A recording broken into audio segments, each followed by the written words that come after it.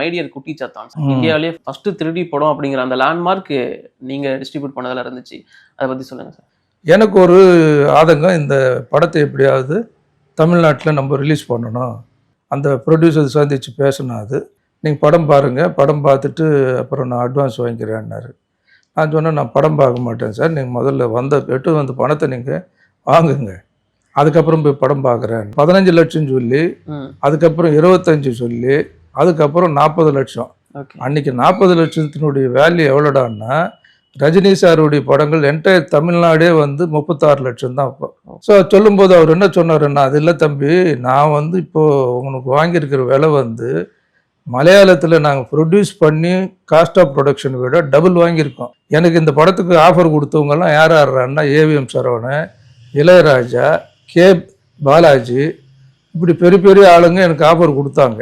உன்னை ஏன் நான் உனக்கு இந்த படம் கொடுத்தேன்னு சொன்னால், என் பையன் உன்னோட டிஸ்கஸ் பண்ணான், 3D என்ன நீங்கள் எப்படி ரிலீஸ் பண்ணுவீங்க, இதில் இவ்வளோ ப்ராப்ளங்கள் இருக்குது, உங்களால் பண்ண முடியுமான்னா நீ எல்லாத்துக்கும் கரெக்டான பதில் கொடுத்த. ஸோ உன் பணத்தை விட எங்களுக்கு பிடிச்சிருந்தது உன்னுடைய அந்த எக்ஸ்பீரியன்ஸு, உன்னுடைய விஷன். ஸோ நிச்சயம் அதில் ஜெயிக்கலான்ற உன்னுடைய ஆர்வம் தான் எங்களுக்கு பிடிச்சிருந்ததே தவிர பணம் இல்லை. அதனால தான் நீ படம் பாரு, திருப்தியாக இருந்தால் பண்ண முடியுமா சொல்லு, மற்ற ஏதாவது இருந்தால் கூட டிஸ்கஸ் பண்ணுவோன்னாரு. திருச்சூரில் ஒரு தியேட்டரில் ஓடிட்டு இருந்தது. அங்கே பார்க்கும்போது தான் நான் என்னெல்லாம் இமேஜின் பண்ணணும், அதெல்லாமே அந்த ஒரு ஷார்ட்லேயும் எனக்கு அங்கே அந்த எக்ஸ்பீரியன்ஸ் கிடைச்சிது. 3D கிளாஸுக்கு நான் வாங்கினதே ₹1 ₹2 நினைக்கிறேன் அப்போ.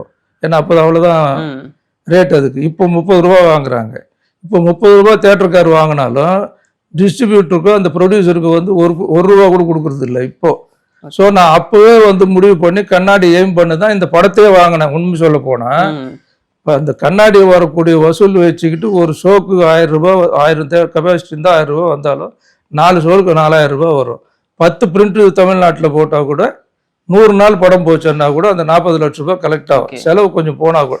இதெல்லாம் என்னடான்னா, இந்த இமேஜினேஷனில் இதெல்லாம் நான் என்னென்ன நினச்சேனோ கனவு மாதிரி, அதெல்லாம் கரெக்டாக அதே மாதிரி எனக்கு அந்த ஒர்க் அவுட் ஆச்சு.